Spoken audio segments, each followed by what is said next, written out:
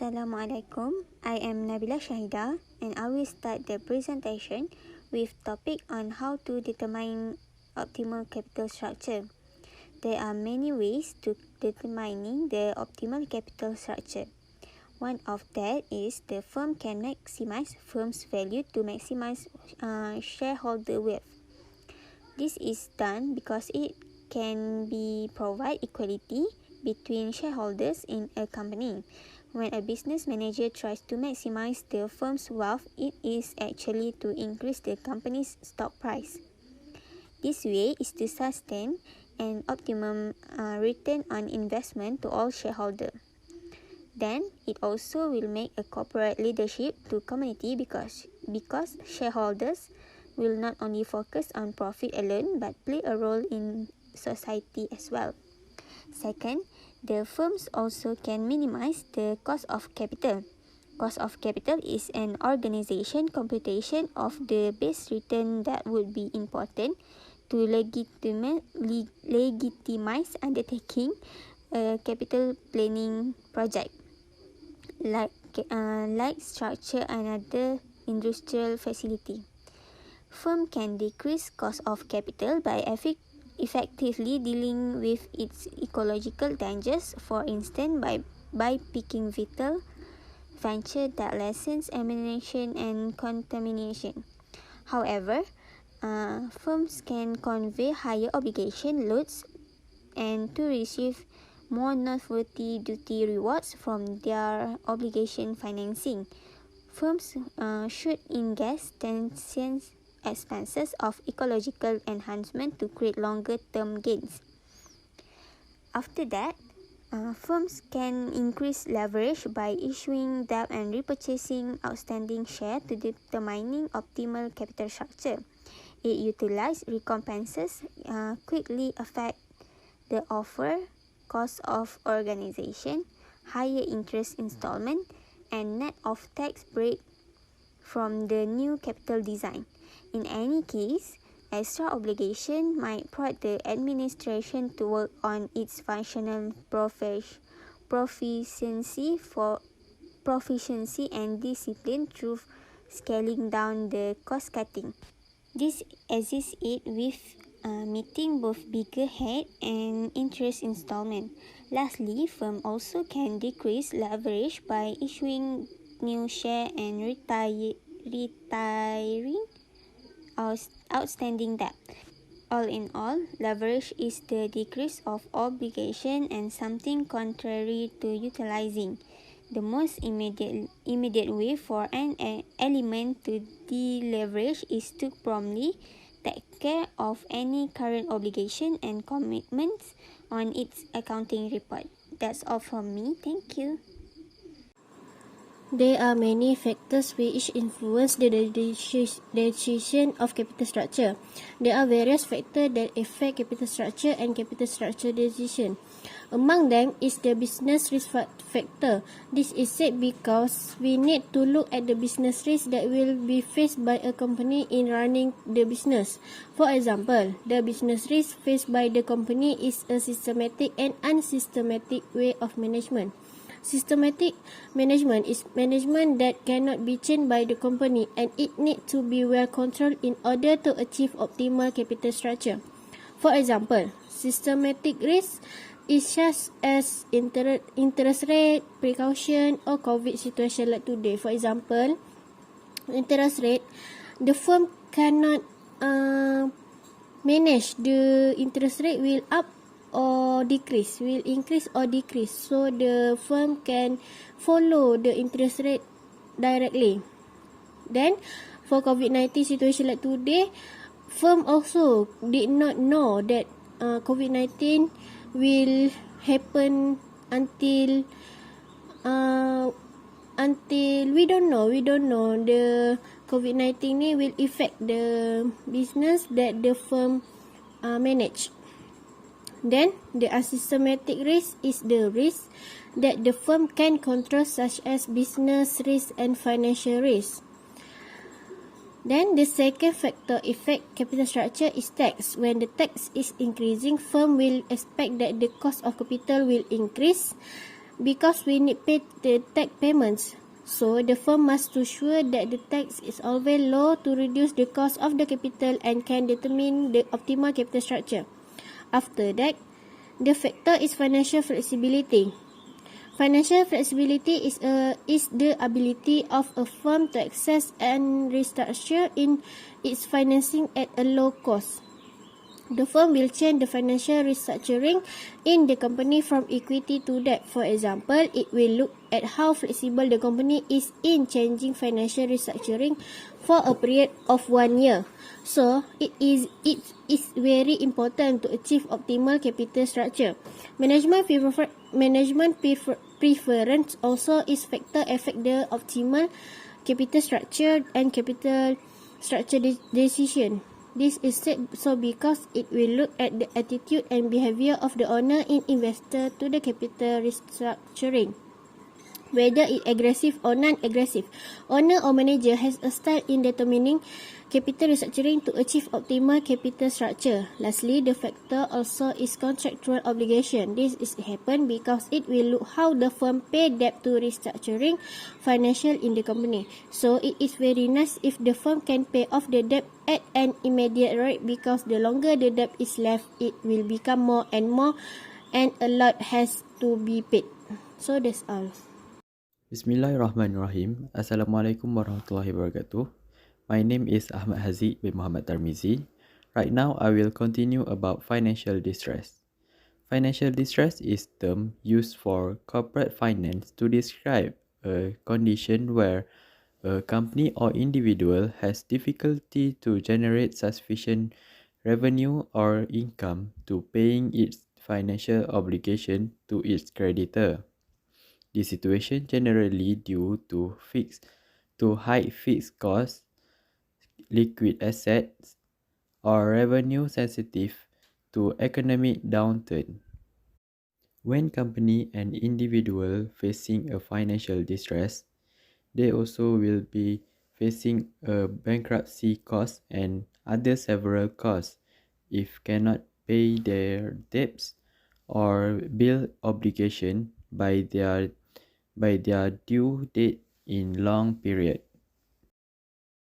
First implication of financial distress is paying high interest on debt. It is because when company have problem to pay their debt in the due date, creditor will increase their interest of the debt. It will be burden to company to pay the debt in the high interest. Second, sale of asset. Company will sell their asset to solve the financial distress. And the last implication is lower morale of employees, where employees will be decreased on their moral support because company have problem to pay their salary. It also will affect the decreasing the number of product and service to be produced, and employees could be forced them to out of their job. Now we will look at sign of financial distress. First is poor sale growth and decline. It is because when company produce a low quality of product and service, customer will interested to buy the product from the competitor. Second is poor profit. Poor profit is happen because when customer interested to buy the product from the competitors, company will do not have a sale and they can earn their profit. And the last one is take too much time paying their debt. It is sign of implication in financial distress. Like I say about the implication. First is paying high interest on debt. It is happen because take too much time paying their debt. It is will be burden to the company to pay their debt. Now we will look at integration of tax effect and financial cost distress. Tax effect is a firm make borrows because the valuable interest tax shield. while a financial distress cost is a cost of which a company is unable to repay its debt and liabilities. In this situation, the company will pay their debt using their equity to avoid the financial distress, get out of the control, and can be devastating the company. There have a trade-off between the tax benefit of debt and the cost of financial distress. It is difficult to express with a precise and rigorous formula. Now we will look at how its effect. First, the probability of distress is low due to the present value of the minimal distress cost. The benefit from the debt will outweigh the cost. Second, present value of this cost also can be high, where the cost from a debt outweigh the benefit when the debt value is increased. However, it will be equal at the point of the increase in the present value of the tax shield. As a result, bankruptcy increase quickly from tax shield and present value of firm will be low. Based on the graph, it shows the integration tax effect and the financial distress cost. When we look at the graph, we can see that present value of tax shield on debt is increasing, same with the present value of financial distress cost. Based on the increasing of present value of tax shield on debt and increasing of present value of financial distress cost, it shows that how both are integrated with each other. Agency equity costs will arise due to differences between shareholders and company management. When management deviates from the interest of the shareholders for any reason, the shareholders must bear all the costs. Therefore, agency equity costs are the costs involved in ensuring that management decisions are made by shareholders. The cost of equity is the return that in theory it is paid by a firm to its equity investors such as shareholders to offset the risk they will bear by investing their capital. Firms need to obtain capital from others to operate and grow. Individuals and organizations who are willing to give their funds to others naturally to be rewarded. Agency costs are internal costs incurred caused by competition between the interests of shareholders and the management team. The expenses associated with resolving this disagreement and managing the relationship are referred to as agency costs. The cost of equity can be calculated using different models. One of the most used is capital asset pricing model. It is called CAPM. It investigates the relationship between systematic risk and expected returns for assets, especially stocks. Cost of equity can be calculated using CAPM as follows. The risk-free rate is the theoretical rate of return on an investment with zero risk. However, there is practically no such investment that there will be absolutely no risk.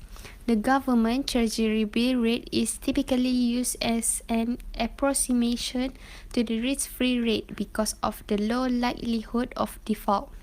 Beta is measure how much a company's stock price responds to the market.